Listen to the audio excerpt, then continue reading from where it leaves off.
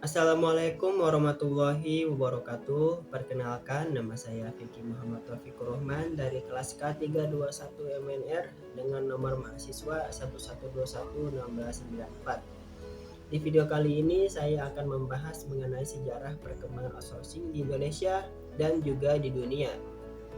Video ini dibuat untuk memenuhi tugas ujian akhir semester mata kuliah hubungan industrial dengan dosen pengampu Bapak Rizky Purwantoro SHMH. Sebelum memasuki lebih dalam, di sini saya akan sedikit menjelaskan pengertian apa itu outsourcing.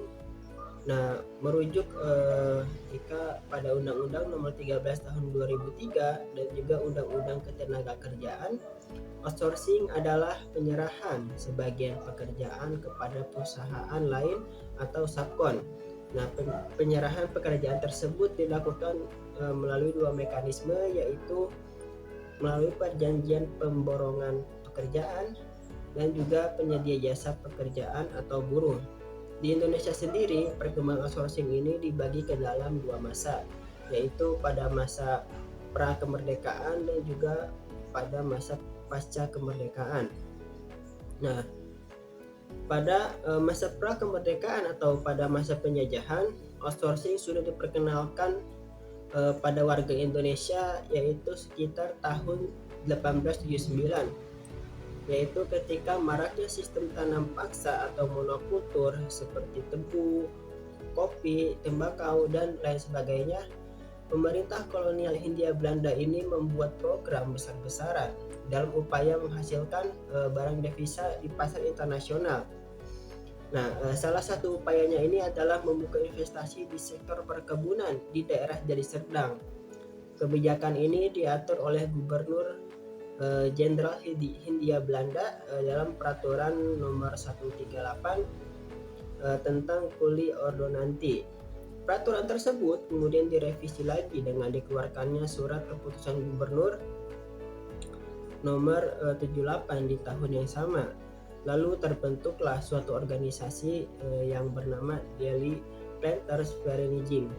Nah, organisasi ini bertugas melakukan koordinasi terkait perekrutan tenaga kerja yang murah dengan cara membuat kontrak dengan beberapa biro pencari tenaga kerja untuk mendatangkan buruh-buruh secara massal dengan gaji yang sangat rendah di daerah Jawa Timur dan juga di daerah Jawa Tengah. Nah, Delhi Planters Vereniging ini melakukan kerjasama dengan perangkat desa agar putra-putra pribumi ini bersedia meninggalkan kampung halamannya untuk bekerja di tanah perkebunan serta bersedia menandatangani kontrak yang disebut Kuli Ordonanti ini. Nah, pada saat itu sebenarnya sudah terdapat perjanjian kontrak kerja yang di dalamnya mengakui dan setuju akan hak dan kewajiban masing-masing. Namun, kontrak tersebut juga banyak dilanggar oleh para pelaksananya sendiri. Bahkan Delhi Planters Vereniging ini menjadi lebih berkuasa dibandingkan para pemilik investasi. Lalu yang kedua itu pada masa kependudukan Belanda sekitar abad 19. Nah, sistem outsourcing juga dikenalkan dalam kehidupan buruh atau kuli di pelabuhan Tanjung Priok. Nah, para buruh pelabuhan Tanjung Priok ini direkrut oleh kelompok buruh yang disebut sebagai animer. Nah, oleh para animer ini tenaga kerja itu biasanya didatangkan dari Jawa Barat secara getok tular atau dari mulut ke mulut. Nah, kaum muda di perkampungan Lebak, Banten, Cianjur, dan sekitarnya, mereka ini berbondong-bondong menjual tenaganya dikarenakan di kampungnya sendiri ini produksi pertaniannya tidak lebih menjanjikan dibanding migrasi ke Tanjung Priok, di mana bisa memperoleh uang dari hasil upah memburuh. Lalu masuk ke masa kemerdekaan.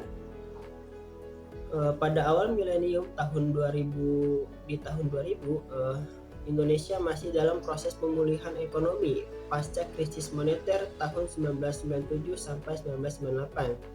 Era reformasi ekonomi dan politik ini membawa perubahan signifikan dalam berbagai aspek kehidupan, termasuk dalam dunia bisnis. Nah, konsep outsourcing ini mulai muncul sebagai strategi bisnis yang menjanjikan bagi perusahaan-perusahaan untuk meningkatkan efisiensi dan fleksibilitas operasional mereka. Nah, meskipun belum ada undang-undang secara khusus mengatur praktik outsourcing, Undang-Undang Ketenagakerjaan Nomor 13 Tahun 2003 memberikan dasar hukum yang penting bagi hubungan kerja di Indonesia yang secara tidak langsung memenuhi perkembangan outsourcing di negara Indonesia ini. Nah, masuk ke tahun 2003 sampai 2004. Pada periode ini Indonesia mengalami pertumbuhan ekonomi yang cukup stabil. Kebutuhan perusahaan akan efisiensi dan fokus pada inti bisnisnya semakin meningkat. Nah, inilah awal mula popularitas praktik outsourcing di Indonesia itu berkembang. Nah, banyak perusahaan terutama dalam sektor jasa seperti teknologi informasi, keuangan, manufaktur, dan lainnya mulai memanfaatkan layanan outsourcing ini untuk menangani fungsi bisnis non-inti mereka seperti layanan pelanggan, administrasi, pengembangan perangkat lunak, dan lain sebagainya. Nah, meskipun masih ada ketidakpastian hukum seputar praktik ini, namun tren penggunaan outsourcing ini terus berkembang pesat. Memasuki tahun 2007, pemerintah mulai merespon tren penggunaan outsourcing dengan menerbitkan Peraturan Pemerintah Nomor 78 Tahun 2007 tentang pengupahan tenaga kerja pada perusahaan yang melakukan kegiatan usaha berdasarkan perjanjian kerja tenaga waktu atau PKWT. Nah, peraturan ini memberikan pedoman tentang bagaimana bekerja itu dipekerjakan melalui PKWT yang merupakan salah satu bentuk kontrak kerja yang umum digunakan dalam praktik outsourcing ini. Meskipun tidak secara langsung mengatur praktik outsourcing itu sendiri, peraturan ini mempengaruhi cara perusahaan menggaji pekerja outsourcing yang pada gilirannya mempengaruhi dinamika hubungan kerja di Indonesia. Nah, pada tahun 2011, pemerintah juga melanjutkan upaya untuk mengatur praktik outsourcing dengan menerbitkan Peraturan Menteri Tenaga Kerja dan Transmigrasi Nomor Peraturan 01 Menteri 1981 tentang tata cara pelaksanaan perjanjian kerja waktu tertentu. Nah, peraturan ini memberikan pedoman lebih rinci tentang tata cara pelaksanaan perjanjian kerja waktu tertentu yang menjadi landasan bagi hubungan kerja antara perusahaan dan pekerja outsourcing. Regulasi ini mencakup berbagai aspek mulai dari ketentuan kontrak hingga perlindungan hak-hak pekerja yang penting bagi kesinambungan praktik outsourcing yang berkelanjutan dan juga adil. Nah, pada tahun 2015, fokus pemerintah ini bergeser ke pengaturan tenaga kerja asing dengan dikeluarkannya Peraturan Menteri Ketenagakerjaan Nomor 16 Tahun 2015 tentang penggunaan tenaga kerja asing.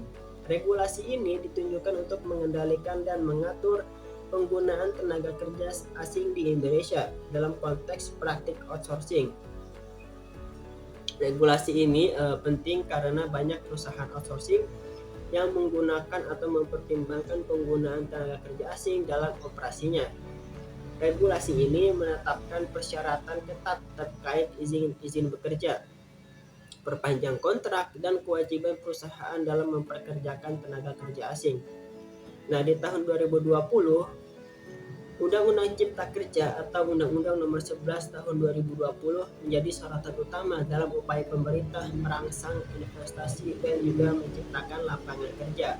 Undang-undang ini memiliki sejumlah ketentuan yang berpotensi mempengaruhi praktik outsourcing.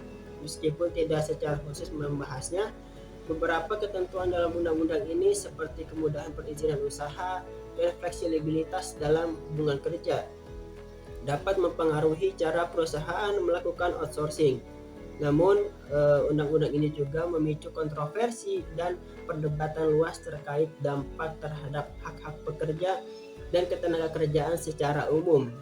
Nah, perkembangan praktik di Indonesia ini tidak mempengaruhi faktor-faktor umum dan regulasi, tetapi juga perubahan kondisi ekonomi dan teknologi dan kebijakan dalam perusahaan. Nah, lanjut mengenai sejarah perkembangan outsourcing di dunia. Sejarah perkembangan outsourcing di dunia ini dimulai pada abad 18 hingga abad ke-19. Perkembangan awal konsep outsourcing ini dapat ditelusuri kembali ke masa revolusi industri pada abad 18 dan abad ke-19 di Inggris. Nah, saat itu terjadi pergeseran besar dalam cara produksi dilakukan. Banyak pekerjaan yang sebelumnya dilakukan secara manual atau di rumah tangga individu beralih ke pabrik-pabrik yang muncul sebagai akibat dari revolusi teknologi dan juga industri. Nah, konsep pembagian tenaga kerja dan spesialisasi menjadi penting, di mana pekerja hanya bertanggung jawab atas satu aspek dari proses produksi, menghasilkan efisiensi yang lebih besar. Nah, pada awal abad ke-20, terutama setelah Perang Dunia ke-1, praktek outsourcing terus berkembang, terutama di daerah Amerika Serikat. Perusahaan-perusahaan mulai melihat manfaat dalam mengalihkan sebagian pekerjaan atau proses bisnis mereka kepada pihak luar, terutama jika pihak luar tersebut dapat melakukan pekerjaan biaya lebih rendah atau memiliki keahlian khusus. Nah, meskipun praktik ini pada awalnya lebih fokus pada pekerjaan yang membutuhkan keahlian khusus atau teknis, seperti pembuatan komponen mesin atau perangkat elektronik. Namun ini juga membuka jalan bagi perkembangan lebih lanjut dalam konsep outsourcing pada dunia.